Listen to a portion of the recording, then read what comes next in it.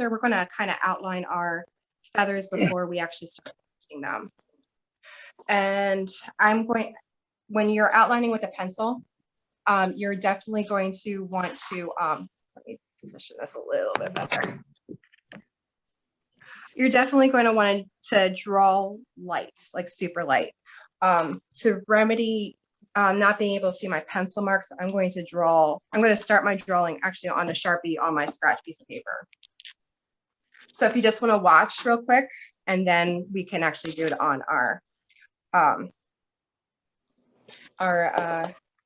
paper, our regular paper. So the basics, let's see if I can get that.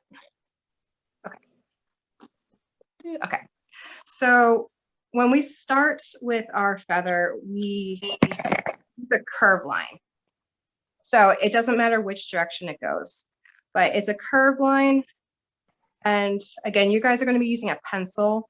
I'm using a Sharpie so you can see. There is a point where you're going to be erasing a little bit. So definitely keep in mind that, and I can't really do that with my Sharpie. Okay, so I'm going to draw a second line that's going to be like the stem, the shaft of the center of the feather. So it doesn't really matter how big it is, as long as it's kind of thicker on one side and thinner on the other. The next step, I kind of create like this, almost like a hot dog or corn dog on a stick shape. So it's curved on the top and it comes together on the bottom. Now this is the part I can't erase because it's a Sharpie, but when you use your pencil, you can.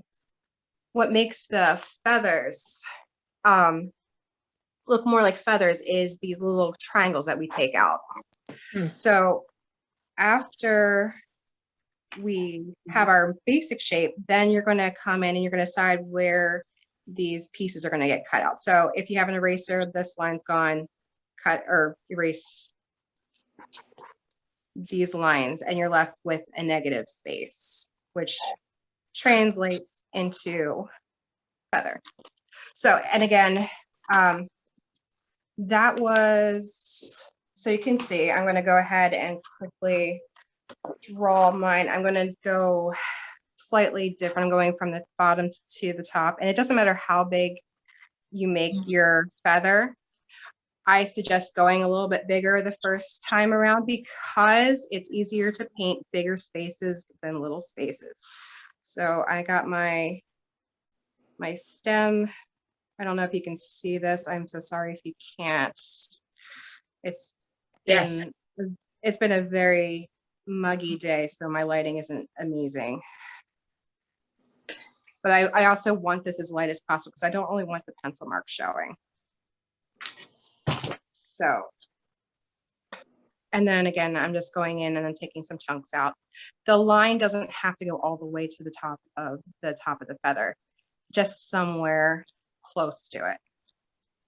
And then I just kind of, my triangles, these chunks I'm taking out, because the feather is upright, the points point down. The diagonal lines that we're creating go down. And then you just kind of chop them together. And then now that I have an eraser, I can erase this pretty easily. I don't see what you're erasing. Oh, all right, let's see. So this little spot right here. Oh, like I drew a triangle. I'm making a triangle, and then I'm literally erasing the part of the feather that is being broken up by that shape. That shape is that it's like the feathers are clumping, or the parts of the feather are clumping together, and it kind of creates that feathery feel. So you're just okay. So again, we start with a curve line, and then we kind of go from the bottom, or we can go from the top or bottom, but we're kind of making almost like a hot dog, corn dog shape. And then it's a lot easier than trying to get those shapes in there as you draw one stay line. I mean, with time, you can definitely do it. But if this is your first time drawing a feather, I definitely would just take the easy route and erase the Right. and create those open spaces. So I'm pretty much going to follow my composition that I created with the feathers, and I kind of did it to where it was like one goes up, another goes down, another goes up, kind of filling in the space with different sizes and different shapes. So this one I'm going to do next to it. It's going to come down. It's going to go this way. And again, I kind of have a little bit of a stem to parallel lines that kind of blends into one, and then kind of just lightly figuring out how much curve I want in my feather. You can go as curvy or as straight as you like. The only difference you have to worry about here is our empty space triangles were like they were going down in the first one. These have to go up because they're going, they have to follow the direction of the stem. So, and it doesn't matter how many, but I tend to do odd numbers on one side, even numbers on it, just because you don't want it to be completely symmetrical. If it's completely symmetrical, it doesn't really look as realistic. So, see if you guys can see it. I don't want the, and again, I'm just filling the page. This one, I made this one with a point versus having a blunt edge. You can definitely, like, I know that there's different types of feathers. So I want a little bit of variety. And because I'm isolating the colors I'm using, not using all the colors in our color box. And this is me, I'm actually taking the negative spaces out as I go. You don't have to do it. You can do it the way I showed you before. I'm just wanted to show you a way that doesn't require erasing. So, and I did 4. All right, that one is a little too symmetrical for my liking. Oh, and I did the wrong direction. Okay. So, again, this is just the start. If you don't like it, we can just erase it, flip the paper over. Your curve line can start to take some more shapes if you want. So instead of doing it as just a straight curve, I kind of did a little bit of an S curve, just a slight, and I'm making this a really tiny feather. It's going to come out a little bit further. All right. Might straighten out a little bit better. So the empty spaces definitely help it read a feather versus a leaf. But the colors are going to help too.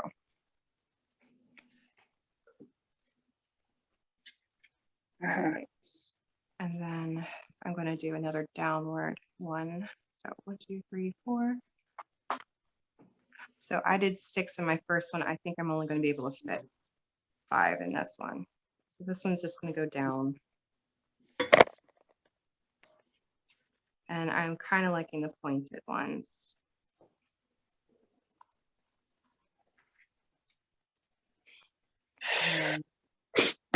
Is everyone doing okay? I guess. You guess.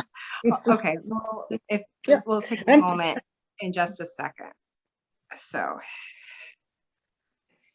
I'm trying to understand the triangle in the direction of. Okay. Well, if you think of the triangle, so there we go.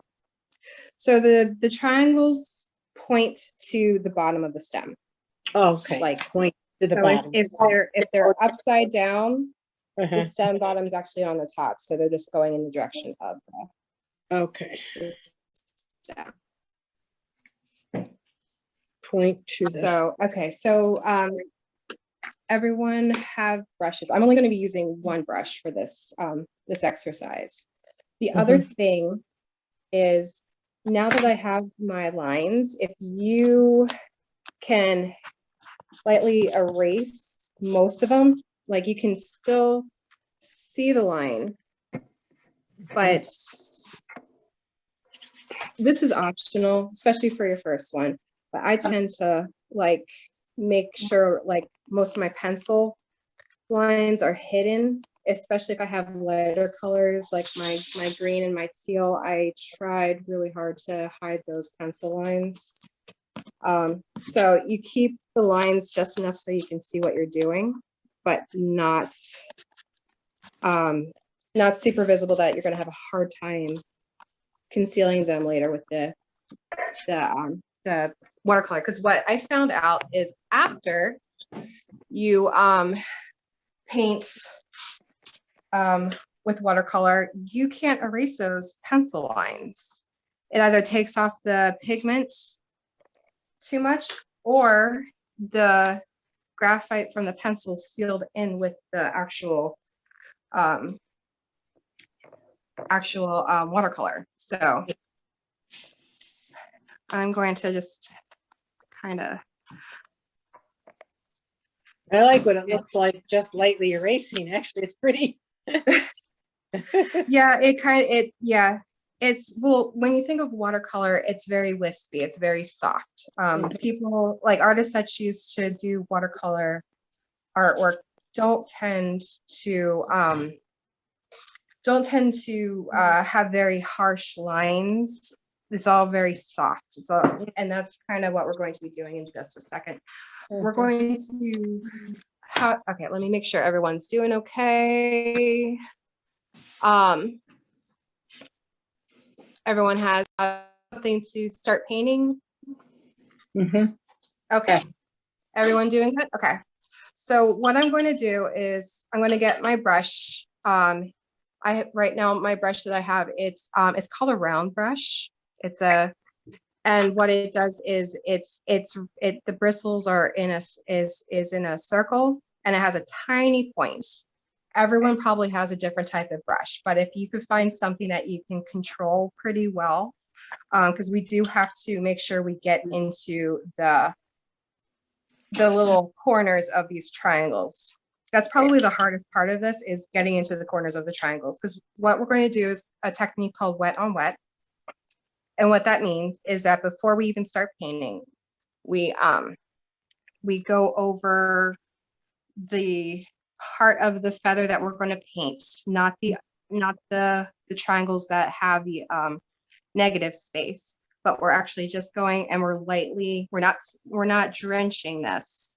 We're just lightly going over and around the lines we created. So you want to avoid getting water in those triangles that we erased, or the stem, the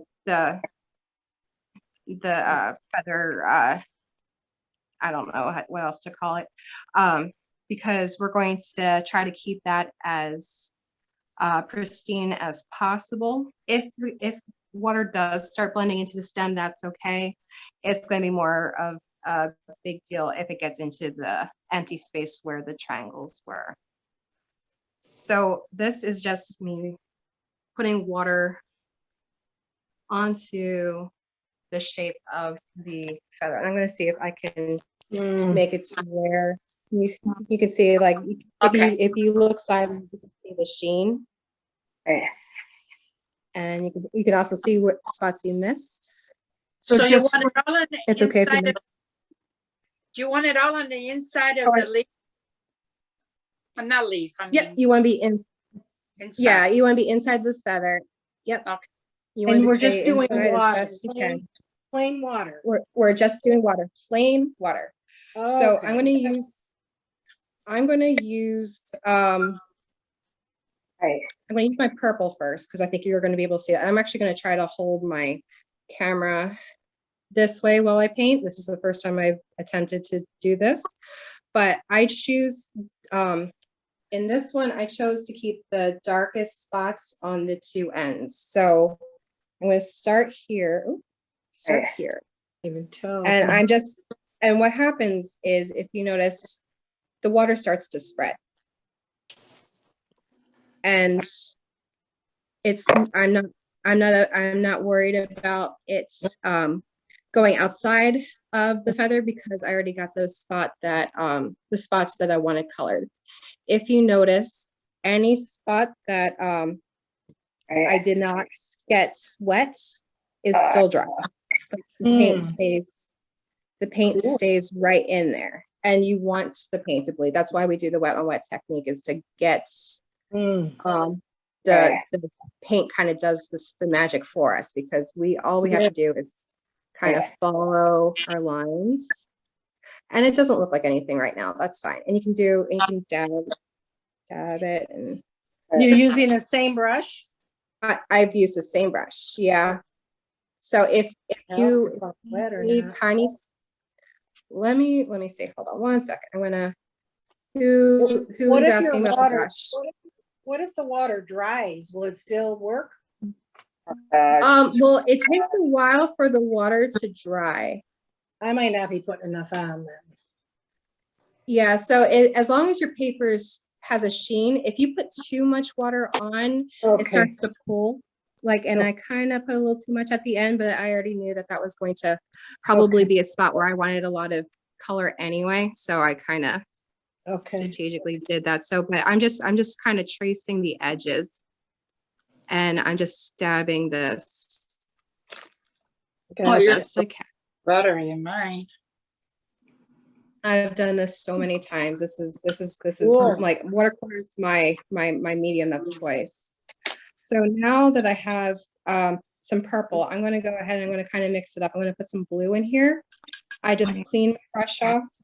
So a nice clean water, get some blue, and I'm just kind of putting some drops down, and it looks really bright or really dark. Actually, I might put some more blue or some more water just to play around. Because this is kind of more of experimenting with color versus trying to get a certain result. Like, no two should come out exactly the same. If they do, that's impressive, because it's not that medium. No, definitely not coming out the same. Definitely. All right. So, and what I'm doing, so I have a lot of color right at the bottom, and it's a little too much for my taste. So I'm just kind of getting some of this up, and I'm putting it in other places on my feather just to kind of create more continuity. And as dark as this looks, it dries a lot lighter. So these colors right here are these colors right here. So you'll see, like, when it dries, it takes it starts getting a little duller. To just you have to layer colors if you want it to be more vibrant. But I think I actually prefer the lighter version than the darker version. You can also pull up color with your paper towel. So if it's way too dark, you can get some ink. You see how I put some more water there? Let me grab a paper towel. Actually, I might not be able to get the whole paper towel. I'm gonna get a piece of a paper towel, and I could just kind of pull the ink right up. But yeah, like we did with the clouds. Yeah, exactly. Yeah. That was the one I did for the first time. It was fun. Yeah. So the other thing is feathers tend to have a little bit of like little puffs of a messy feathers, like they're just at the base. So I kind of just make some little squiggly lines the best I can. It doesn't have to be perfect. Yeah, so doing it with so it's not meant to be like exact, and I'm actually going to cover my the good things. Can't do it exact. It's okay. If the other thing you can do, if you're not, if that is too tight, too delicate, you can always you can come back in with a pen, and you can trace the stem and draw the lines versus having to paint them. Oh, I lost my triangle. I don't know what it's going to be. That's okay. If you want, you can try pulling it up with the the paper towel. Okay. What do we do with the middle? If you want. The middle we're going to let dry, because what happens is, like with the wet on wet technique, we do it because we want it to blend. Okay. If you wait for it to dry, I'm going to try to show you this one that's already dry. I was able to trace some lines after it dried, and it doesn't blend. So a wet on dry technique for crisp lines. Blending, you want to do the wet on wet technique. So I don't know all the colors you guys have. So what I'm going to do is I'm going to go ahead. I'm going to do another feather. I'm going to use a different type of paint. I'm going to use my little palette here because I have all the colors. And I'm going to do warm colors on this one. So I'm going to wet my space real quick. Blue. So if you need to change your water, if you're switching gears completely, always good to get some clean water. I tend to have 2 jars of water next to me to clean my brushes out, and just in case I have to get some more clear water really quick. So I'm using the same brush. You'll find that the bigger leaves are a lot easier to do because you don't have to fight with the constraints of the corners as much. And you might have to, if you have more than one brush, if you have a tiny brush, go ahead and get the corners with that, and then just get the big pieces with the bigger brush. All right, so I think I guess all wet. Yeah, okay. So I'm going to go ahead and I'm going to use my palette with reds, reds and yellows, and it's going to actually kind of blend into oranges too where they meet. So again, I'm going around the perimeter of what I already started, and I'm just using the on the paper. Okay. And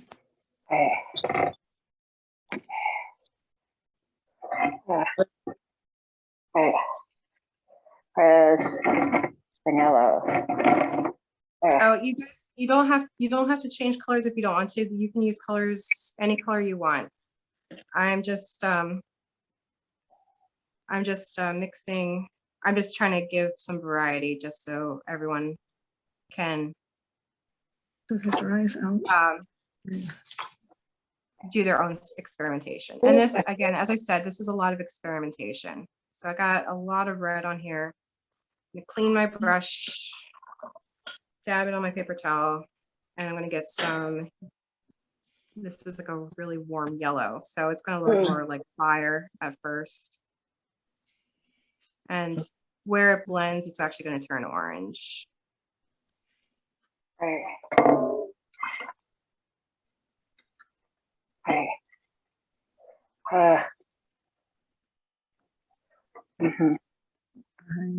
So one side's a little bit more dense than the other. That's okay.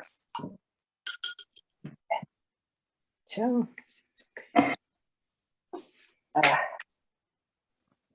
So how are we doing? Good, really good. Right. Good. I'm a little bit, but other than that, that's my water keeps drying before I get the color down. Am I not putting enough on, or am I maybe? I would say go ahead, put more water down then. Oh, depending, I think everyone got a different type of brush. Some brushes hold water better than others. So if the thing to do is if you can see a sheen of water when you look sideways, then you're good. If it's you kind of have to dance between it being too wet or too dry. It just keeps buckling. So yeah, so I'm gonna try to draw a line of water, and I don't know. Let me see. I had to really hold it up to the light. Yeah, unfortunately, yeah. Depending on Because it's dark in here. your lighting. Yeah, it might, even if like you have to take a second to turn on your uh flash or a flashlight of some sort. But Yeah. I'm sorry, so Oh. it's supposed to just be just wet enough. And if you notice that it's too dry, yeah, you can go back.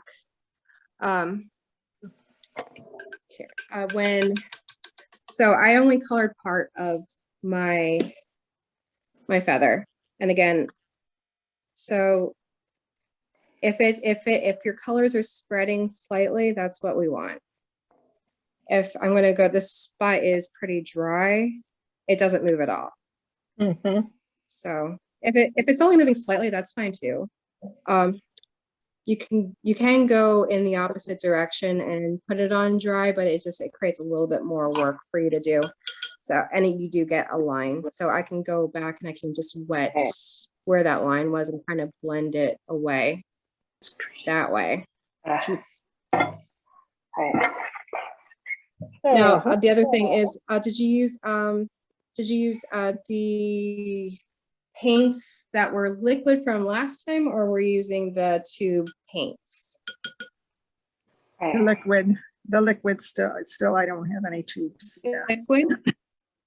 Okay, that should be good. And the liquid's working fine as far as like it's not, that one isn't like dried out at all, right? It should be, they should still be very liquidy. Yeah. At least mine were. oh, But yeah, so I pretty much, Everything else. so if it's too dry, just kind of before it dries completely, just go ahead and kind of just spread it if that's the case. But I don't like this the one. wet on wet technique is just so it blends, and it's made to or it's supposed to blend in a way to you have some control over where the water goes, but you're also seeing some surprising results. Like I don't know if you can see my yellow and orange one, like a lot of the spreading, which they call blooms, is when color blends into another color, and it kind of like radiates. That's very pretty. That's very pretty. Yeah. So, and it's just a matter of practice. This is the first time you guys are doing this too. Watercolor is a very tricky medium, but once you learn the rules, like or how it behaves, you have a lot of artistic freedom. Because yeah, no water gets to, or it doesn't spread where there's no water down there already. Right. So let me see. So I got a green. I'll do like a greenish blue one. So what I'm doing now is I colored it completely green, and then where it's already kind of dark, I'm just tapping it with some blue. And you can do polka dots too. There are feathers that have like polka dots in them. I think some pheasants have different colors that are kind of more spotted. And then if it's too polka dotty, you can just go ahead and blend it back around. But as it dries is when the technique comes out, like the different textures. If you have a pen, like a whiteout pen or a white gel pen, you can even, after these are dry, you can draw fine details with the white pen and create some interesting effects. Right. Okay, so this one, I'm going to put water on.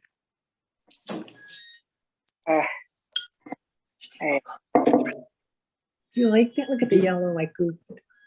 I don't know. It's okay. Oh, I forgot. See, I always forget to put the water on. I go to paint it, And then I went, whoops, I forgot to water. Yeah, that's happened to me quite a bit. Like when I first started, like with the wet on wet technique, especially like it's easier when you're doing a background. A lot of the wet on wet technique is for backgrounds with skies. These create really Right. pretty clouds. Yeah, that was fun to do that one. Sky. But as when you're doing something that's more concrete that has shape to it, because like when you're doing a sky, you're using the whole paper pretty much, or majority of the paper. This one you have to, you kind of have to control where the line stops. So that one was from my tube paint. That was the only tube paint that I had in the house today. I'm surprised that was the case. So I'm gonna try a little bit of purple. So see what that does. Again, I like to keep my colors darkest at the tips, and then it comes out lighter on the edges. Blue.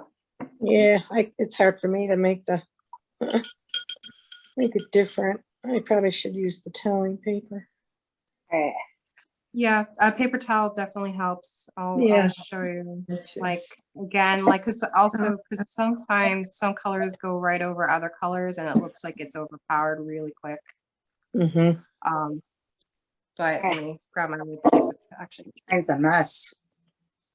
So if I get my little paper towel, I like to, because it's a small space, I cut the paper towel, but then I have some time to come back and bring in more reds or whatever color I have available. To keep it from being muddy, you want reds and greens to stay away from each other, oranges and blues and purples and yellows. Those are how we make browns. We don't have brown colors. And there's brown feathers, so that's not the end all be all. We make some brown tones. It's easier to come up with colors that are closer together on the color wheel. I'm gonna put some blues in here and see what happens. This is just again, this is all experimentation. I think I just closed that off too much. So, and that's a little too much for me. So I'm going to go ahead and get my paper towel again. Especially where it's pooling. When there's, I kind of always want to keep it to where there's more water on your brush than there is on the paper. And I know that sounds a little weird, but like you want a wet brush so it can glide safely on the paper. You don't want too much water on the paper because then it pools and then you lose a little bit of control. So I'm waiting for these guys to dry a little bit more. And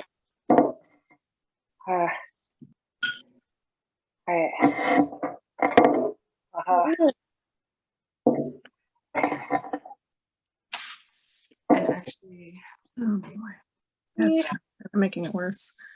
Yeah, I am too. let me go. My first one was pretty That's okay. So let me Mine look too fake. brown so I can. They don't look like feathers. Can I see? Can you point your camera to your thing? I might be able to help. Oh, it's beautiful. That's beautiful. What I would suggest, what color is around the yellow one? Nice. That's blue. Because I would just suggest blue. Okay. I would suggest getting a little bit of green, like watered down green, and just kind of smooth over where the blue and the yellow meet right there. But those are beautiful. You mean all Feathers? over the blue or just the top part? Wow. No, just a tiny bit. Like if you just sorry, I'm having to go back and forth between flipping the camera around and I'm not good. So like so this spot right here, like you kind of, if you get like a watery blue and just go over the dark blue just on the inside, that should smooth it out a little bit. So the dark blue side. And what did you say to use? What the dark blue side. Yeah. And what color am I supposed to put? Like a light green, like a watery green. A watery green. Okay. try some. Okay.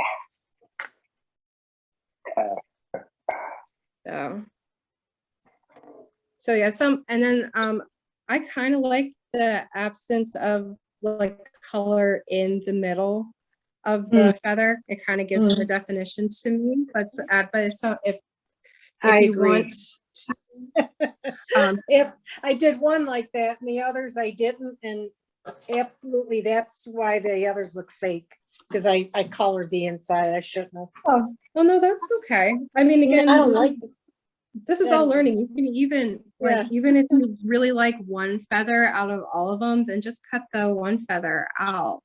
Like you can definitely you definitely have a lot of control with this.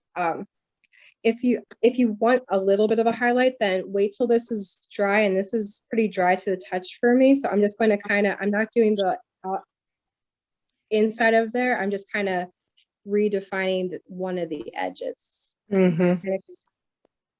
So this is kind of painstaking and nerve-wracking. If you rather do a pen, I would prefer a pen.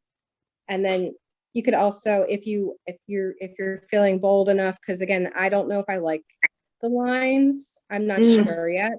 But you can, once it's dry, you can form lines. But I'm not sure if I even like the lines. I'll show you my dried one. I kind of do, and I kind of don't. Like, it feels like it's too much to me. I much prefer just the safer feather. This one was a little bit better, but I did make the lines a lot wispier. So once I did the lines on the dry paper, I went with a wet brush. I went over the lines and I just kind of flicked the color out, so it was just softer. And again, if you're feeling up to it, just adding a little bit of lines at the bottom kind of gives it more of like a just plucked feather. Yeah. But again, we hopefully I think everyone has 2 pieces of paper. So if you're not feeling confident, yeah, I don't like the lines that I did. So I'm gonna try to. This is just a brush of wet, or just a wet brush. And I waited too long to dry. So yeah, I'm not loving the lines. So, Yeah, I like them. I'm like you. I like them and I don't. Yeah, like it just seems like it's a little too much, especially for the medium of the watercolor. Now, another thing, if you're feeling bold, like I think I put too much colors in there. I should have stuck with just 2. I actually might, let me see if I can save this. Because again, this is a lot of like experimentation too. So Okay. So I did a line, it's a dry line. So when I put this line on a dry piece of paper, I have the ability just to smooth one side with just the water. So if I don't touch the outer line, the water stays out.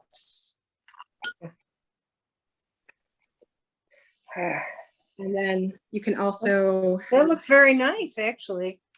Thank you. Yeah, I like it now. That's really amazing. Yeah, it's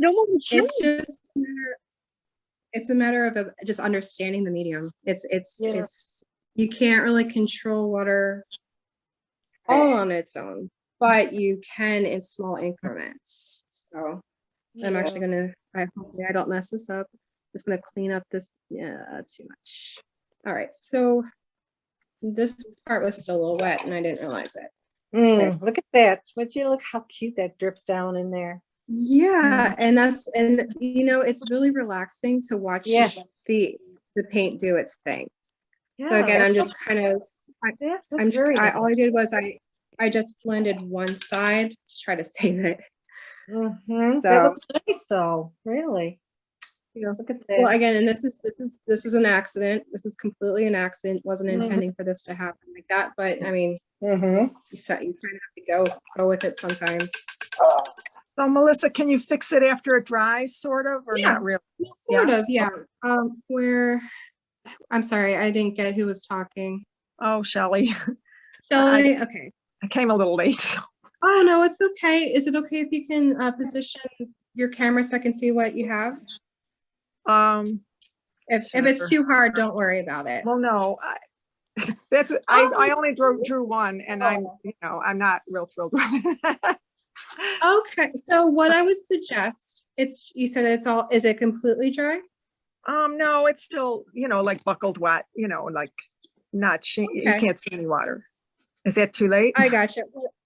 No, because what you can do, because watercolor is also about layers. Okay.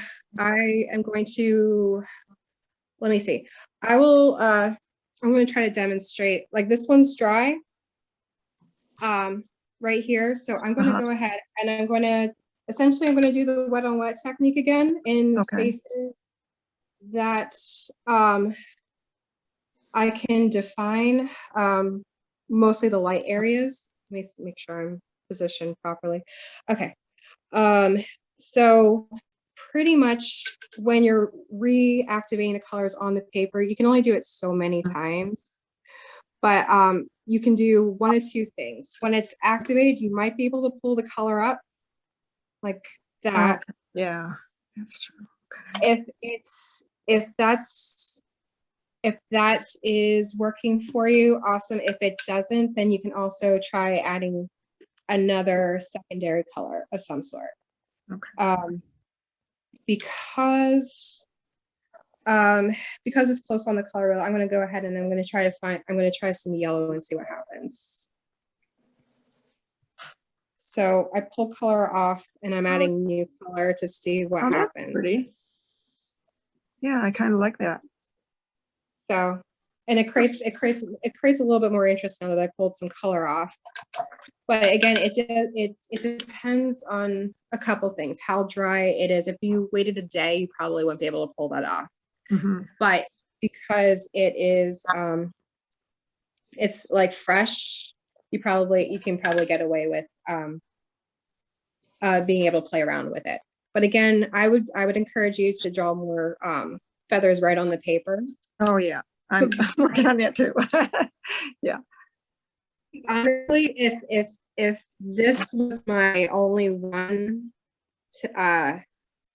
it kind of is all over the place. But as a collection, yeah, it works. I think it does. Yeah. Oh, look at that one.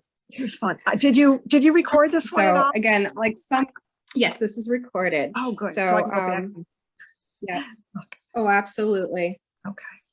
Absolutely. There's also, I mean, if you ever type in watercolor tutorials on YouTube, sometimes they have just interesting tips and tricks, or just they go through the process of telling you what brands they like better than others, so you don't have to go spending money and trying to figure out what you like, what you don't like.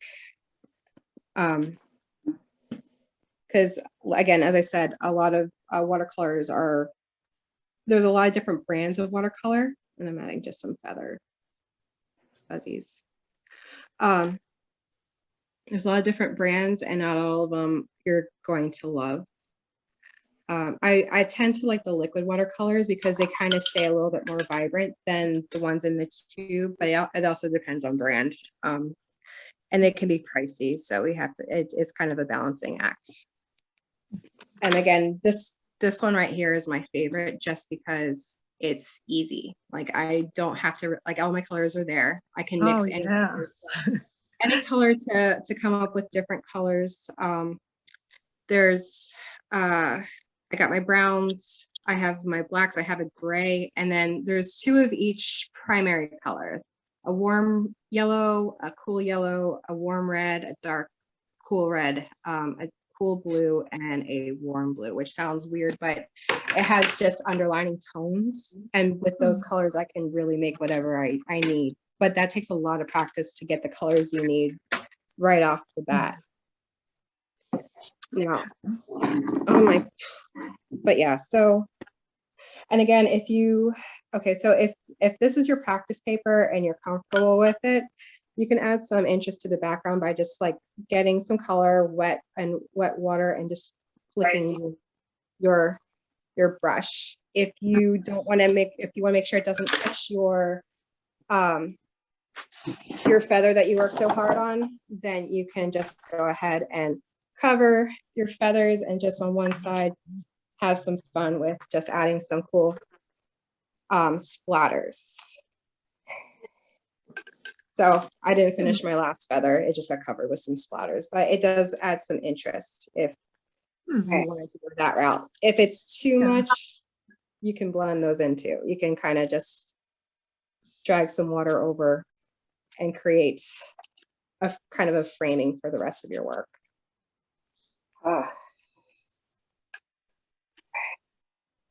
Or just remember, if it's on dry paper, you're going to have harsher lines than if you wet the paper.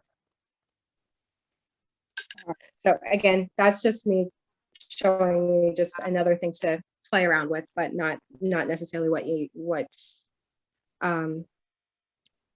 need to do.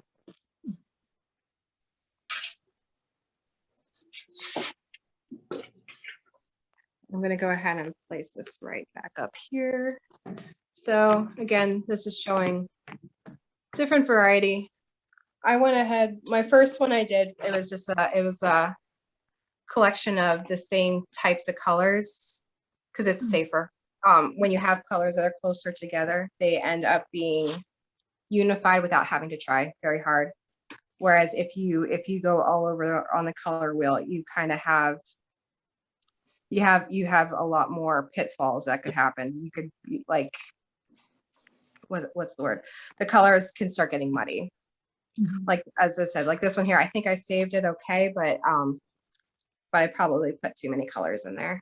Does anyone have any questions?